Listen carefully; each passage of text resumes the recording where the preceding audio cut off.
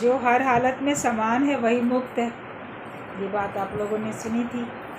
तेरा भाड़ा मीठा लागे, जो ऐसा कसम उठाता है वही मुक्त है।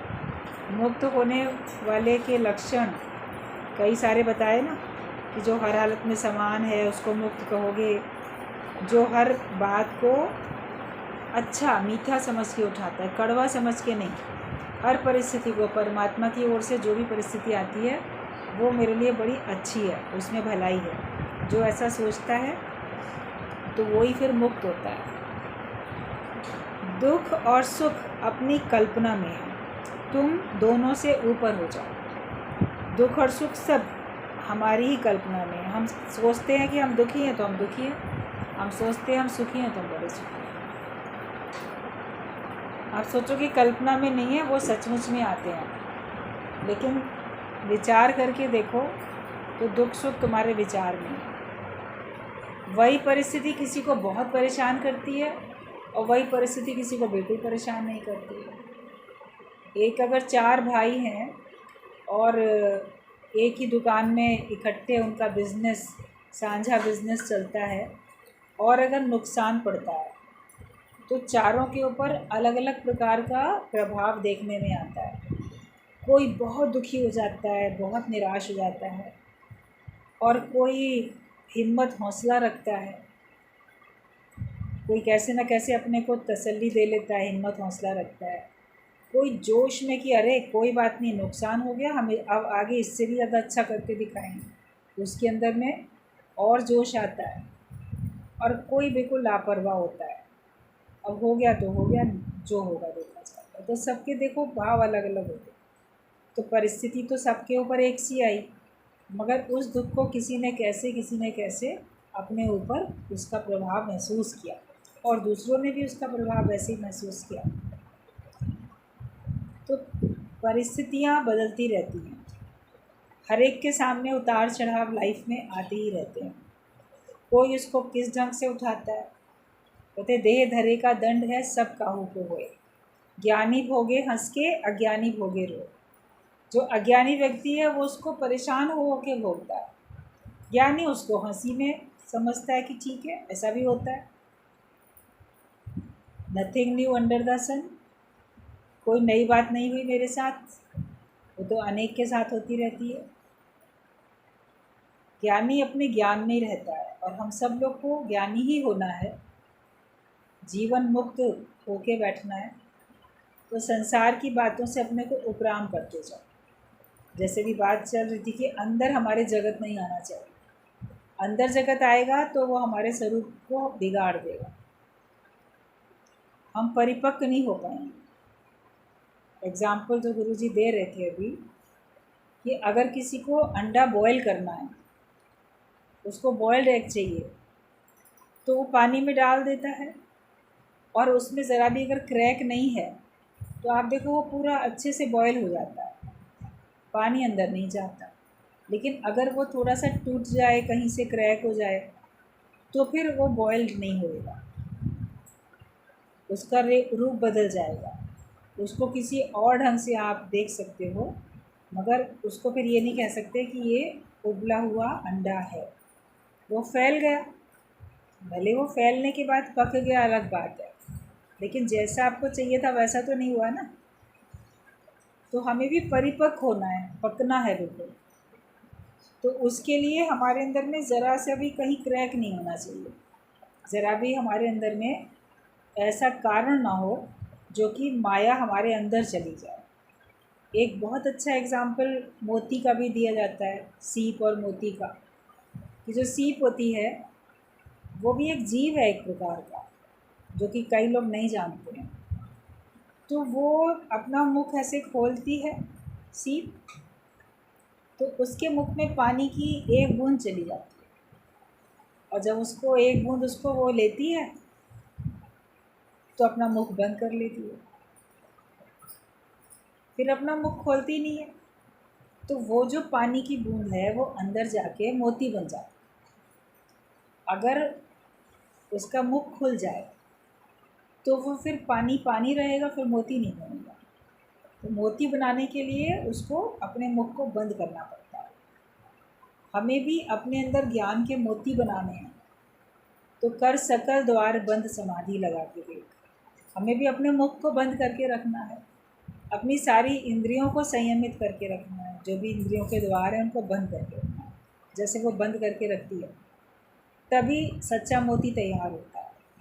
और कहीं वो जो पानी की बूंद थी उसमें अगर कोई अशुद्धि आई, जैसे बरसात की बूंद होती है, मान लो उसमें एक हल्का सा भी कण धूल का बहुत नन्हा सा चला गया, तो फिर जब वो मोती बनेगा तो उसमें वो कण दिखेगा, वो धब्बा दिखेगा, वो काला निशान दिखेगा, तो फिर वो सच्चा मोती नहीं होगा, उसकी कीमत फिर कुछ नहीं होगी, आर्टिफिशियल मोतियों की तरीके से, या ऐसे ही वो रह जाएगा।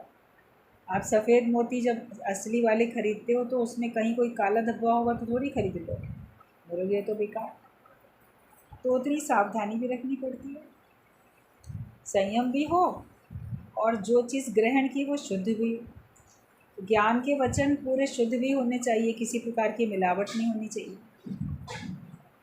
और हमारे अंदर संयम भी होना चाहिए, तब ज्ञान के वचन हमारे अंदर में जाके मोती बनते। इसीलिए गुरु के वचनों को बोला जाता है कि ये हमको हीरे मोती से भी अधिक प्रिय है, और हीरे मोती से भी ये अधिक कीमती है।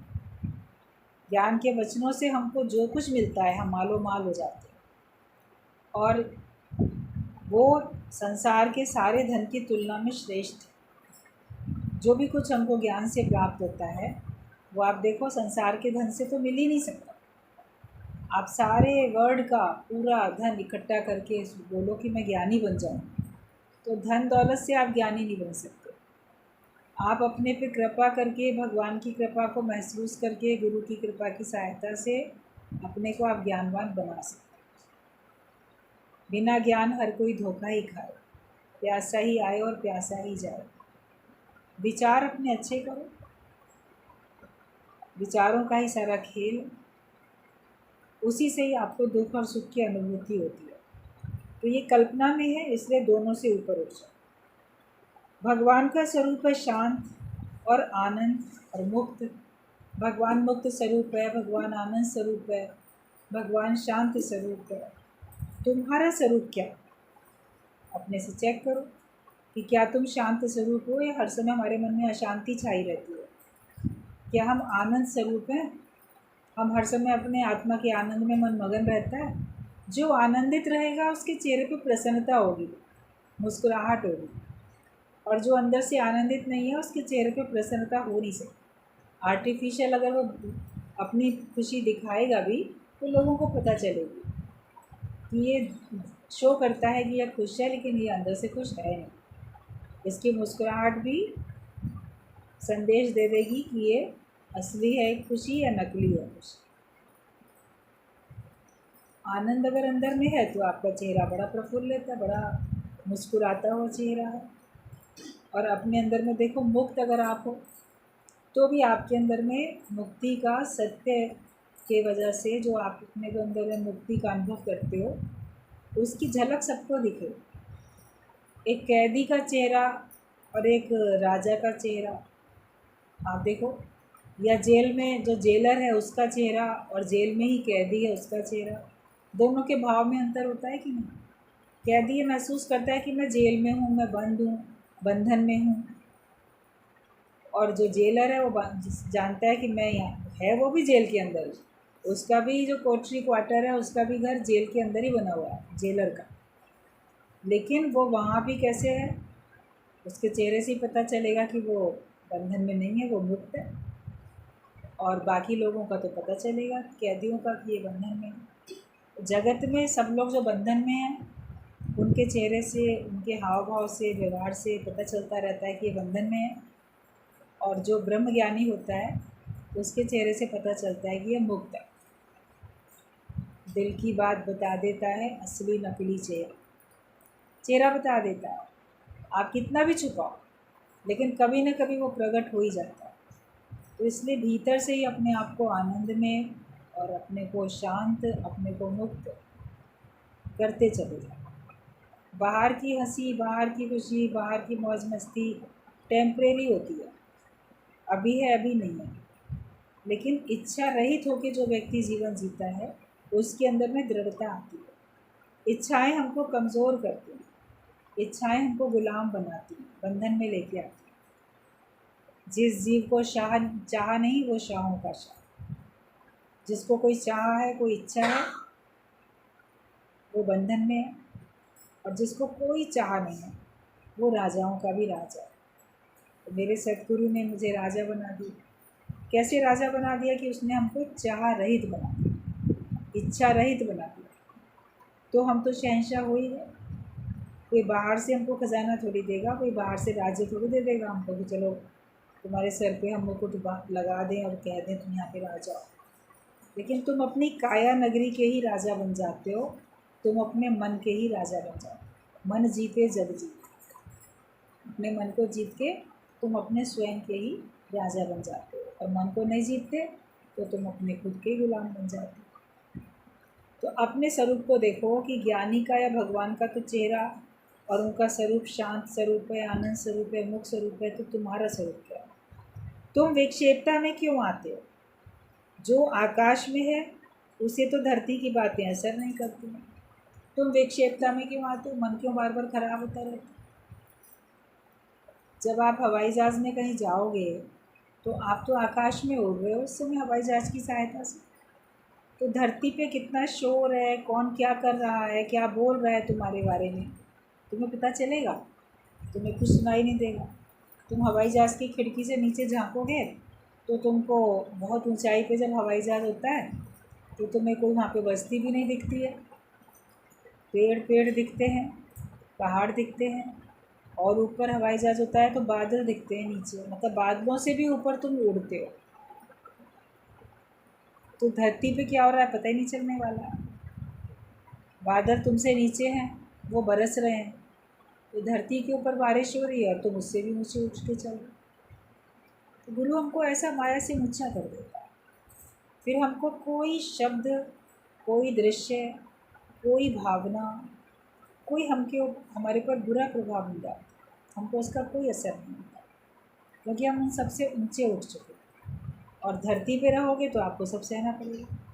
अभी आप धरती पे हो तो आपको धूप, सर्दी, गर्मी, बारिश, शोर, लोगों की बातें सब सहना पड़ेगा। और ऊपर तो आप आराम से उड़ रहे हो उसमें, हवाई जहाज़ में। तो धरती पे क्या हो रहा है उसका तुम्हें कोई मतलब ही नहीं है, शोर का कोई मतलब नहीं है। लेकिन जब वो जहाज़ तुम्हारा लैंड करेगा, नीचे आओगे, तब तुम धीरे धीरे देखोगे कि हाँ अब सब कुछ दिखने लगा। बहुत ऊंचाई पे जाने से आप नीचे झाँको तो सब एक बराबर लगता है। सारी बिल्डिंग, सारे पेड़ लगेगा एक ही हाइट के हैं, सब एक बराबर है। लेकिन जब नीचे आते हैं तब आपको ऊंचे नीचे का अंतर आपको तब दिखता है। ये तो घर 1 मंजिल का है, ये तो 10 मंजिल का है, ये पेड़ लंबा है, एक पेड़ छोटा है। तो वो भेद भी आपको जब नीचे जितना उतरते हो तब दिखता है, धरती पे होते हो तो पूरा दिखता है। तो देह की धरती में रहोगे तो सारा भेद दिखेगा, छोटा बड़ा, ऊंचा नीचा, ये सब दिखेगा। लेकिन जब आत्मा की उड़ान में हो तो तुम्हारे लिए सब एक बराबर है, सब जगह भगवान ही भगवान है, सब एक ही है। वो तभी पक्का होगा जब हम अपने को ब्रह्म जानते हैं, अपने को हम आत्मा जानते हैं। तो हम विक्षेपता में आते हैं जब धरती पे होते हैं, देह में होते हैं। लेकिन जो आत्मा के आकाश में है उससे तो धरती की बातें असर भी नहीं करती, उसे पता ही नहीं चलता। कोई अगर कुछ हमें प्रेजेंट दे तो ये हमारी मर्ज़ी है कि हम उसे लें या ना लें।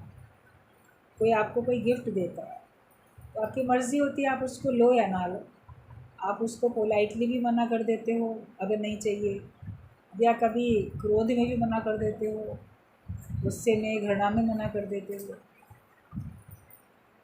या कभी कोई आपको दे देता है तो आपकी मर्ज़ी आप उसको इस्तेमाल करो या ना करो। आप उसको अपने लिए इस्तेमाल करो या आप उसे किसी और को दे दो, आपकी मर्ज़ी होती है ना। संसार में लोग तुम्हें तरह तरह के विचार भाव सब दे के जाते हैं, तो तुम्हारी मर्ज़ी है तुम उसको लो या ना लो। हम जगत के लोगों की सारी बातें अपने अंदर रिसीव करते जाते हैं, उसी से ही हमको दिक्कत परेशानी होती है। ज्ञानी तो विस्मृति के संदूक में डालकर हर बात बैठा है। जैसे आपको किसी ने कोई गिफ्ट दी, आपको वो इस्तेमाल नहीं करनी है, तो उसे आप किसी बॉक्स में, किसी अलमारी में, कहीं ऐसे डाल देते हो, अपने अटैची में, बॉक्स में, कहीं संदूक में डाल दिया, बंद कर दिया उसको। फिर आपको कई बार याद भी नहीं रहता है कि आपके पास कितना किसी ने क्या दे रखा था। जब कभी उसको खोलोगे, देखोगे अरे मेरे पास ये भी गिफ्ट रखी है, वो भी रखी है, अच्छा ये यूज़ करें या ये किसी और को दे दें। तो ज्ञानी को भी लोग तरह तरह की बातें बोलते रहते हैं, तरह तरह की परिस्थितियाँ आती रहती हैं, कोई कैसे नफ़ा नुकसान होता रहता है। वो संसार की सारी बातों को क्या करता है, विस्मृति के संदूक में डाल देता है, मतलब कि उनको भूल जाता है। अक्सर ये लाइन गुरुजी बहुत बोलते थे कि भूल जा जो कुछ है देखा, जो कुछ है देखा भूल। आज दिन तक जगत में आने के बाद तुमने जो देखा, जो सुना, उसको भूल जाओ। और क्या करेगा याद करके, ये ज़माना भूल जाओ। ज़माने को याद करके करोगे क्या, संसार को याद करके तुम्हें मिलना क्या? तो इससे अच्छा उसको भूल जाओ, क्योंकि भूलना सारे दुख दर्द की बहुत अच्छी दवा है। आप दुखी तभी होते हो जब आपको किसी की बात भूलती नहीं है, बार बार आपको याद आती रहती है। कोई परिस्थिति आप नहीं भूल पाते। मैं पहले बहुत अमीर था, तो वो आप भूल नहीं पाते, तो आज दुखी होते रहते हो। तो कुछ याद आता रहता है तो आप दुखी होते रहते हो, लेकिन जब आप भूल गए हो तो आपके दुख भी ख़त्म हो जाएंगे। इस देह को ही भूल जाओ, ये देह नहीं है तेरी आत्मा, तो सच्चित आनंद स्वरूप है। तो आपसे जगत ही भूल जाएगा, और जगत भूला तो समझो आपके सारे दुख दर्द ख़त्म हो गए, क्योंकि जगत ही तो दुख दर्द का सामान है। ये तुम्हारी देह ही तो सारे दुख दर्द का सामान है, ये मन ही तो सारे दुखों का मूल कारण है, क्योंकि मन में जगत है और जगत की बातें हैं। उन्हीं कल्पनाओं में हम घूमते रहते हैं। जो बीत गया उसको याद करते रहते हैं, जो अभी है उसको भी नहीं भूल पाते, आगे की बातों को भी याद करते रहते हैं, कहीं ऐसा ना हो जाए, कहीं वैसा ना हो जाए। तो वो सारी बातें आपको परेशान करती रहती हैं। इसलिए एक ऐसा बॉक्स लो विस्मृति का, भूलने, और जो बात आपको तंग करती है उसको उसी बक्से में डाल दो और उसको कर दो बंद।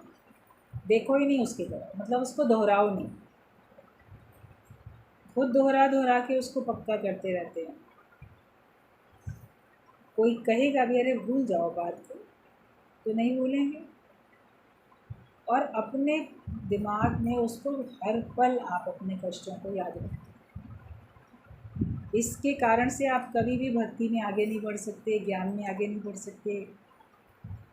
आप कभी खुशी, प्रसन्नता का अनुभव नहीं कर सकते। एक चीज़ को पीछे हटाओगे तब तो आगे बढ़ोगे। तैरने के लिए पानी को पीछे हटाओगे तब तो आगे बढ़ोगे। नाव को भी आगे ले जाना होता है तो पानी को पीछे करते हैं, तब नाव आगे बढ़ती है। तुम भी संसार को पीछे करते जाओगे तब जीवन में उन्नति कर सकते हो, तभी अपनी लाइफ में आगे बढ़ सकते हो। सक्सेस हमको, सफलता तभी मिलेगी। तो हमें हर बात को भूल जाना। तो ज्ञानी तो अपनी सारी बातें जो हैं वो विस्मृति के संदूक में डाल कर बैठा है। तुम आकाशवत बन जाओ तो कुछ भी तुम में टिकेगा नहीं। धरती पर ही तो हर चीज़ टिकती है, आकाश में टिकती नहीं है। आप हवा में कोई चीज़ रख सकते हो क्या? वो तो नीचे गिरेगी आके। तो अपने को आकाशवत बना लो। 5 तत्वों का शरीर है, धरती का अंश आपने सबसे ज़्यादा बना के रखा है।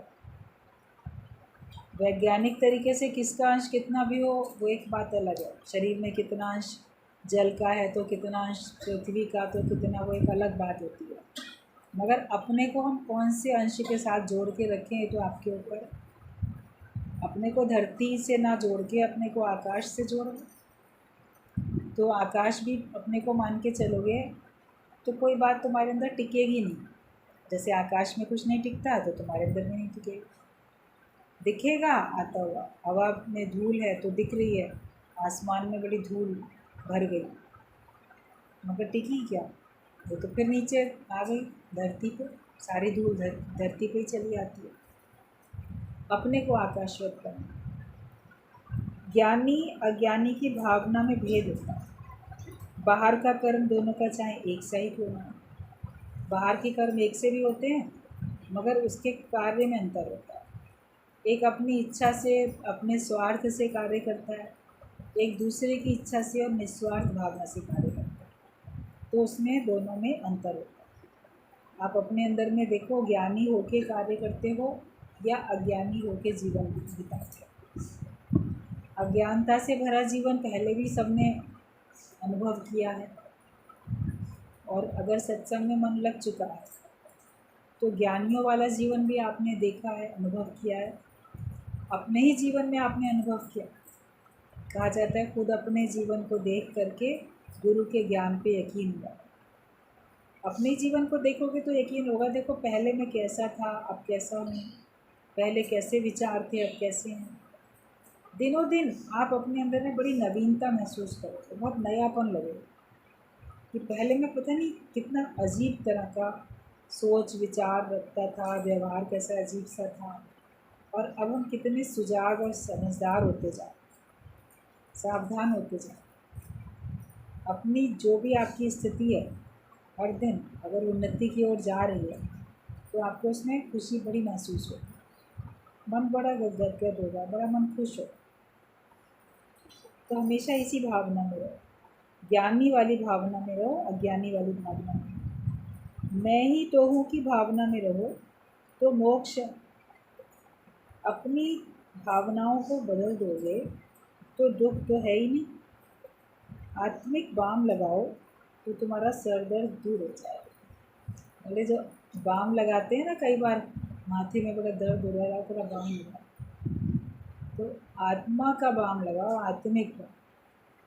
जो बहुत दिमाग में ख्याल चल रहे हैं, बड़ा सोच सोच के बड़ा सर दर्द हो जाता है। कभी कभी किसी की बात को सोच के, किसी व्यक्ति की, किसी के व्यवहार को, किन्हीं शब्दों को या कोई परिस्थिति को इतना दिमाग में व्यक्ति सोचता है कि वो बहुत टेंस हो जाता है। इतनी टेंशन हो जाती है कि उसका सर जो है वो दर्द से फटने लगता है, और उसके पूरे शरीर में उसका प्रभाव पड़ जाता है, बुरा प्रभाव पड़ जाता है।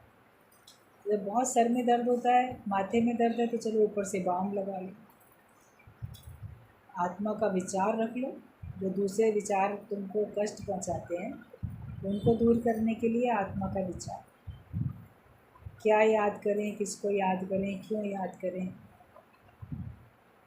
मैं ये देह हूँ नहीं, जगत सत्य है नहीं, मैं तो सच्चिदानंद स्वरूप हूँ। हर परिस्थिति को आप अवॉइड करना सीखो, और वो सच्ची तरीके से तब होगी जब आप अपने सच्चे स्वरूप में रहो। तो मेहनत नहीं करनी पड़ेगी, लेकिन आपके लिए वो परिस्थिति जैसे आई या नहीं आई, आपके ऊपर उसका कोई असर नहीं होगा। अभी मान लो किसी का कोई शत्रु है, तो सोचता है कि मेरे शत्रु का ना नाश हो जाए।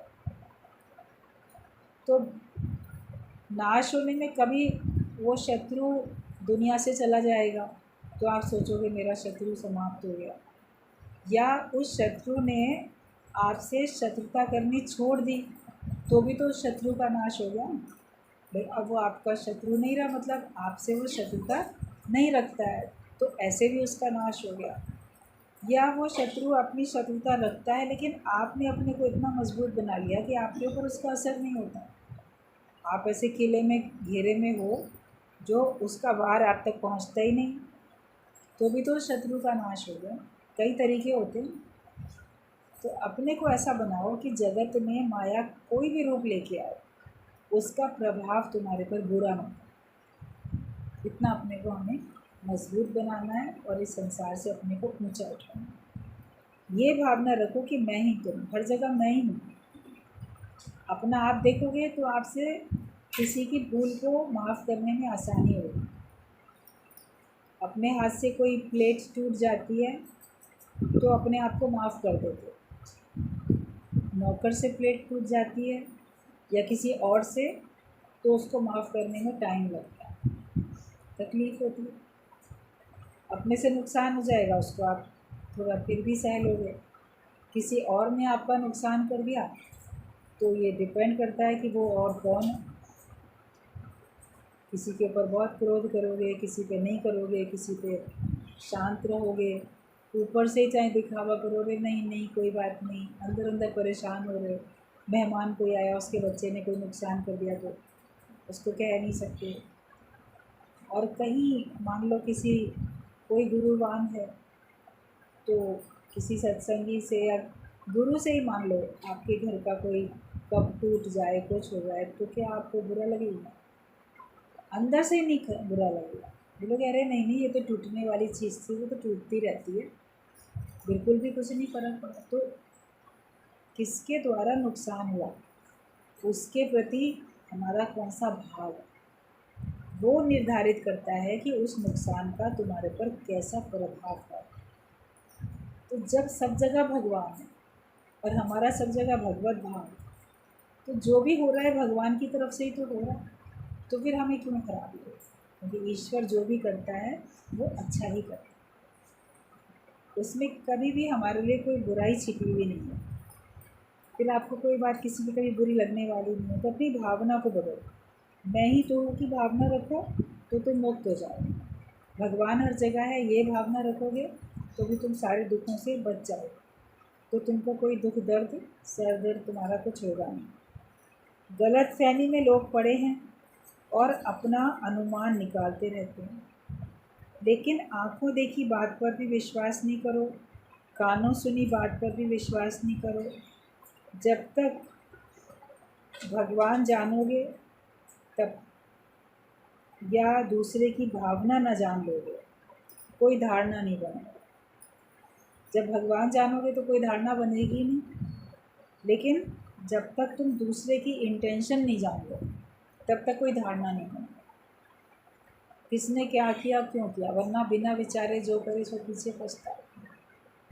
एक बार एक दृष्टांत था कि एक किसान के घर में एक नेवला पला हुआ था।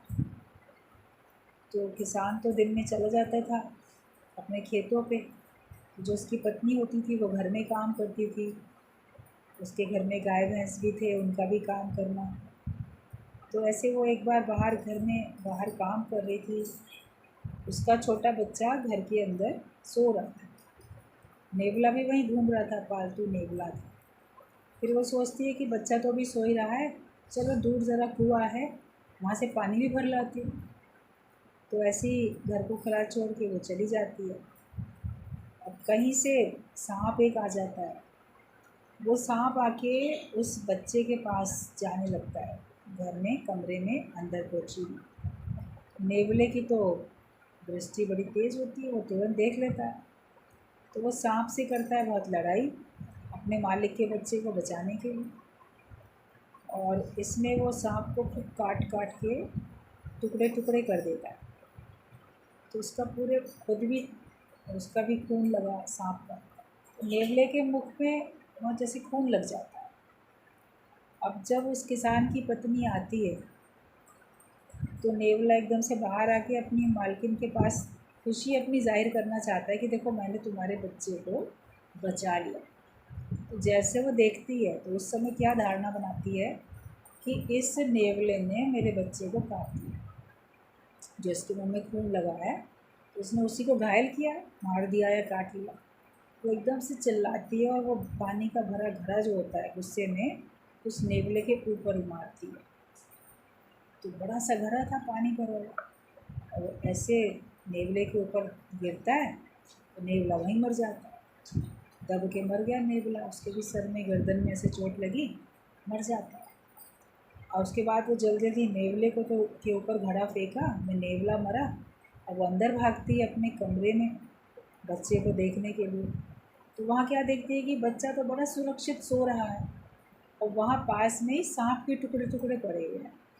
अब जब वो ये दृश्य देखती है तो बहुत पछताती है कि मेरे पालतू नेवले ने मेरे बच्चे की रक्षा करने के लिए सांप के टुकड़े किए थे। बच्चे को तो एक खरोंच भी नहीं है, वो तो जीवित है। अब पछताने से क्या होगा, अब वो तो नेवला जीवित हो नहीं जाएगा। तो उस नेवले की भावना उसने नहीं देखी, बाहर का देखा, ये ऐसे एकदम आया है बाहर और मेरे आहट सुन के, और इसके मुंह में इतना खून लगा हुआ। तो जब तक किसी की वास्तव में इंटेंशन ना देख लो, तब तक किसी के प्रति धारणा भी मत बनाओ और कोई कर्म भी नहीं करो, कोई एक्शन में भी मत आ जाओ। पहले अच्छी तरह से समझ तो लो, सोच तो लो, किसने क्या किया, क्यों किया, किस परिस्थिति में किया। कोर्ट में मुकदमे चलते हैं तो बहुत तरह की जगह होती है, एक ही बार में नहीं फैसला होता। सारी बातों पे चारों तरफ से जना करके, सोच विचार करके तब जो है जजमेंट आता है, तब फैसला दी जाता है, जज उसको तब फैसला देता है। मगर मनुष्य तो ज़रा सा कोई शब्द सुनेगा, कोई दृश्य देखेगा तो ऐसा फैसला एकदम से कर लेता है। अपने मन में पहले से ही किसी की भी धारणा बना के रखी होती है कि ये व्यक्ति ऐसा है और ये ऐसा ही करेगा। तो फिर आपका उसके प्रति जो भी धारणा के कारण से, गलतफहमी के कारण से जो भी विचार बना, जो भावना बनी और उस भावना से आपने जो कर्म किया वो फिर गलत हो जाता है। तो अपना अनुमान नहीं लगाओ। जैसे उसने किसान की पत्नी ने अनुमान लगाया तो वो गलत हुआ। हम भी दुनिया में लोगों के प्रति अनुमान लगाते रहते हैं, तो अनुमान नहीं लगाओ, आप पहले सोच विचार करो, अच्छे से देखो। केवल आंखों देखी बात पर भी विश्वास नहीं करो, मैंने ऐसा देखा, आपका देखा कभी गलत भी हो सकता है। या कानों सुनी बात पर विश्वास नहीं करो, फलाने ने ऐसा कहा, मैंने सुना, किसने क्या कहा, किसने क्यों सुना, कैसे सुना, कोई क्या कह रहा था, हमने क्या सुन लिया, हमारा सुनना गलत भी हो सकता है। तो इसलिए कोई भी कर्म करने से पहले बहुत अच्छी तरह विचार करना चाहिए, वरना बिना विचारे जो करे सो पीछे पछताए, फिर उसको पछता नहीं करता।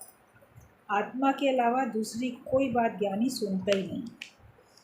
आप जगत की बातें सुनते रहते हो, जगत की बातें पूछते रहते हो, बोलते रहते हो, सुनते भी रहते हो, लेकिन जो ज्ञानी होता है वो एक ज्ञान के सिवाय दूसरी बात सुनना पसंद ही नहीं करता। और दूसरी बातें ऐसे सुनता है जैसे बहरे कानों से सुन रहा है, डिसइंटरेस्टेड होके बात सुनता है। और लोग तो बड़ी रुचि लेके बात सुनते हैं ना संसार की बातें, लेकिन ज्ञानी संसार की बातें रुचि लेके नहीं सुनता, वो यूँ ही सुनता और उसको अपने अंदर वो धारण भी नहीं करता। तो आत्मा के अलावा दूसरी कोई बात ज्ञानी सुनता ही नहीं। भगवान की जात के बन जाओ, तभी भगवान से तुम्हारा मिलाप हो पाएगा। तो शादी ब्याह में जात बिरादरी देखी जाती है अक्सर ही, कि हम अपनी कास्ट में शादी करेंगे। तो तुम भगवान की जाति के बनो तो भगवान से तुम्हारा रिश्ता जुड़े। भगवान तो अपनी जात के सिवाय किसी और से वो अपना मेल रखेगा ही नहीं, संबंध जोड़ेगा ही नहीं। भगवान के जैसे बन जाओ, अपनी तुलना भगवान से करते जाओ ना। तुम्हारी नज़र में भगवान क्या है, कैसा है, तो क्या अपनी नज़र में तुम वैसे ही हो?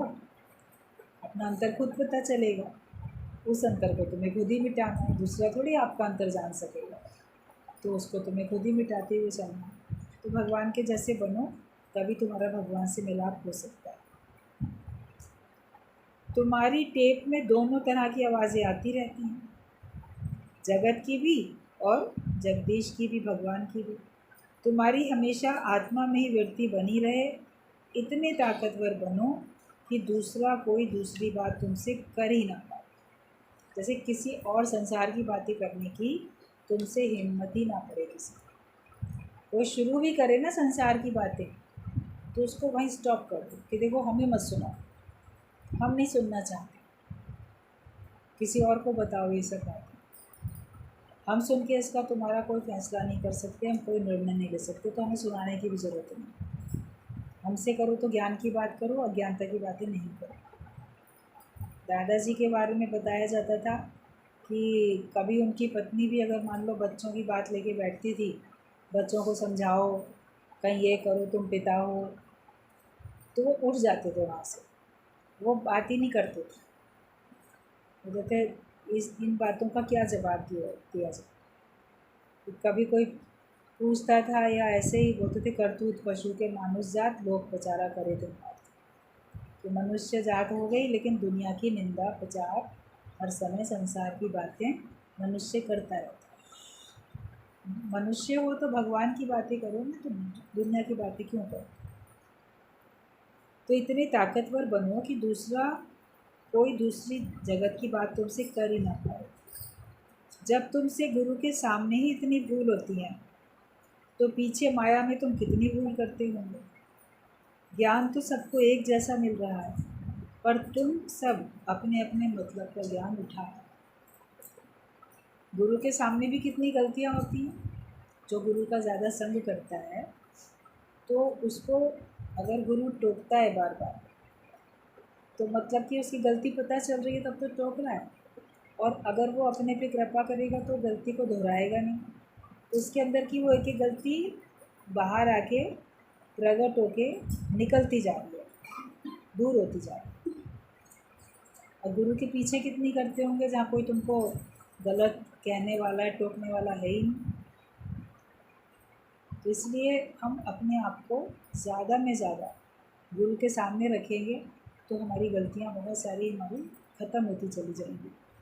तो अगर हम संग ही नहीं करते, सामने नहीं पढ़ते, तो मनमुखी बन जाते हैं। पता नहीं कैसी कैसी कितनी कमियाँ हमारे अंदर में है और वो गलतियाँ होती रहती हैं। तो हमको अपने पे कृपा करनी है कि अपनी गलती हमको सामने अगर कोई बताता है तो उसको स्वीकार करें या अपने अंदर चेक करें। वो है तो उसको दूर कर लो, नहीं है तो आप शांत रहो। ज्ञान तो सबको एक जैसा मिल रहा है, लेकिन सब अपने अपने मतलब से पॉइंट उठा लेते हैं। किसी को कोई बात किसी दिन पसंद आती है, किसी को कोई बात बड़ी अच्छी लगती है। हर एक अपने मतलब से ही ज्ञान देता है।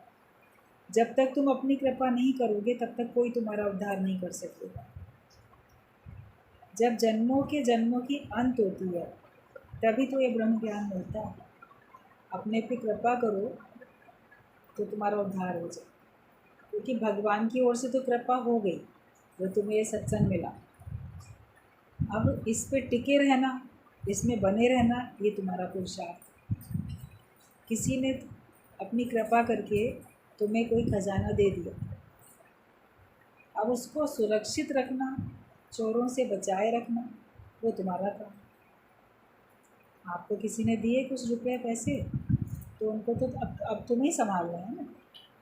अगर आप लापरवाही से उन्हें कहीं गिरा दो, खो दो, या उसका कुछ गलत इस्तेमाल कर लो, तो देने वाले ने तुम्हें दे ही दिया था, तुमने उसका फ़ायदा नहीं उठाया, तो इसमें तुम्हारी मिस्टेक है। तो भगवान ने तो तुमको ब्रह्म ज्ञान दे दिया, मनुष्य जन्म भी दे दिया, अब तुमने अगर इसका फ़ायदा नहीं उठाया तो तुम्हारी अपनी गलती है। तो जब जन्मों के जन्म की भी अंत होती है तब ये ब्रह्म ज्ञान मिलता है। तुम सब कुछ पहले ही करके आए, जो भी द्वैत के कर्म है, भक्ति, पूजा, व्रत, ये वो समझो पहले ही करके आए। अभी कर रहे हो तो आपकी अपनी खुशी है, वो एक अलग बात है, लेकिन आवश्यकता नहीं है कि मैं इतना पुण्य इकट्ठे करूं तब मुझे ब्रह्म ज्ञान मिले। मगर उन सब से तुमने ब्रह्म ज्ञान पा लिया। बाकी सामने जैसे भी है, आप प्रेम पूर्वक किसी का जिसमें नुकसान नहीं होता है और सबको जिसमें ब्रह्म ज्ञान की प्रेरणा मिलती है, वो कार्य आपको सबको करने हैं। दुनिया में जो भक्ति कर्म करते हैं वो सब यहाँ करने वाले लोग यहाँ बैठ नहीं सकेंगे, पर तुम्हारा मन लग गया है, इसका मतलब है तुम इस क्लास में पिछली क्लास पास करके आए। जो लोग का मन लगता है ना बड़ी पूजा पाठ में, भक्ति में, भजन कीर्तन में, तो उनका फिर सत्संग में कम मन लगता है। तो बोलते सत्संग में नहीं अच्छा लगता। हाँ, कहीं भजन कीर्तन हो तो अच्छे लगते हैं, पूजा पाठ हो तो अच्छी लगती है। आपका मन लग रहा है, इसका मतलब आप वाली क्लास पास करके आए, तो उससे ऊंची क्लास। और जिनका मन यहाँ नहीं लग रहा, मतलब अभी उनको उस वाली क्लास में पक्का होना। वो पास करेंगे तब वो इस क्लास में बैठने के योग्य बनेंगे। तो ब्रह्म ज्ञान तो तभी मिलता है। जैसा संसार में तुमने प्रेम किया वैसा ही जब परमात्मा से करोगे तब तुम मुक्त हो सकते। संसार में तो लोग कितना मोह करते हैं, कितना प्रेम करते हैं, फिर सबसे ज़्यादा तो अपने ही आपसे करते हैं। मगर कोई बोलेगा मैं तो अपने से भी ज़्यादा तुमसे करता हूँ, तो अपने भी ज़्यादा भगवान से कर लो ना। अगर आप अपने परिवार वालों से करते हो, अपने पति पत्नी से या माता पिता से या बाल बच्चों से, जिनसे भी करते हो, धन दौलत से, जिससे भी, तो जैसा संसार में प्रेम करते हो वैसा प्रेम तुम परमात्मा से क्यों नहीं कर लो। वही तो एक हमारा अपना है सच्चा। और जिन जिन चीज़ों से आज हम प्रेम करते हैं वो सब दी भी तो उसी ने ही है। अगर भगवान ने नहीं दी होती तो आप क्या कर लेते? तो जिसने दिया उसकी तरफ ध्यान नहीं देते, और जो वस्तु दे दी उसको बड़ा प्रेम करने लग जाते। बोलते थे गुरु जी की मिली दात तो विसरिया दाता। जब तुम्हें किसी ने कोई चीज़ दी तो वो वस्तु तो मिल गई, लेकिन जो जिसने तुमको दी उसको तुम फिर भूल जाओ। ऐसी कृतज्ञता नहीं करो। हमको जो कुछ आज मिला है वो सब भगवान की कृपा से मिला। और अगर आप बोलो कि मैंने अपने ही पुरुषार्थ से, अपने अच्छे कर्मों से पाया, तो वो अच्छे कर्म करने के लिए बुद्धि, अच्छे कर्म करने के लिए प्रेरणा भी तुम्हें भगवान ने दी है, ऐसा मान के चलो। तो तुम अहंकारी नहीं बनोगे और निरअहंकारी होके हम परमात्मा को फिर प्राप्त कर पाएंगे। फिर जो भी कर्म करोगे वे अच्छे ही कर्म होंगे, वरना सबके कर्म तो मिले जुले होते हैं। अपना साथी बनाओ भगवान को, जो कि हमेशा साथ में रहेगा और तुमको भी हमेशा वो खुश रखेगा। और कोई साथी बनता है तो पता नहीं साथ में कितने दिन रहता है, या रहता भी है तो वो तुमको खुश रखता भी है कि नहीं रखता है। सबके घर में जो भी संगी साथी हैं, परिवार के लोग हैं, पता नहीं कितने दिन तक हैं वो, ये भी नहीं पता। और अगर हैं भी तो क्या मालूम वो तुमको खुश रखते भी है कि नहीं रखते। लेकिन भगवान सदा है और वो तुमको सदा खुश रखता है। तो इसलिए उसी को साथी बनाओ, बाकी किसी से भी दिल लगाने की हमें ज़रूरत नहीं।